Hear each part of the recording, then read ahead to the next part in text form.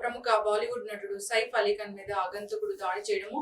So అయితే ఏంటంటే దానికి అక్కడున్న న్యూరో సర్జన్ సర్జరీ చేశారు. ఆ కత్తిని బయటికి తీయడం కూడా జరిగిందన్నారు. అసలు ప్రస్తుత పరిస్థితి ఎలా ఉంది? అసలు మొత్తానికి ఇక్కడ ఏం జరిగింది? వివరాలు తెలుసుకుందాం. ఈరోజు మనతో పాటు ఉన్నారు senior ortho and spine surgeon doctor Koteshwar Prasad గారు, వీరగంధ. డాక్టర్ గారు నమస్తే. నమస్తే అండి. డాక్టర్ గారు, జనరల్ గానే ఈ ఆర్థోకి సంబంధించిన ఏదైనా ఇష్యూస్ వస్తే అవి కట్టుకోవడం చాలా లేట్ అవుతుంది అని చెప్తూ ఉంటారు. కాలు విరిగినా చేతులు విరిగినా.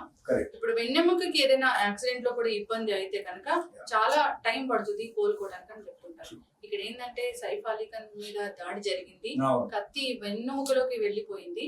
సో అక్కడ ఉన్న న్యూరో సర్జన్ సర్జరీ చేశారు అన్నారు. ఓవరాల్ గా ఈ ఎపిసోడ్ లో ఏం మెడికల్ సంబంధించి ఏం జరిగింది డాక్టర్ గారు?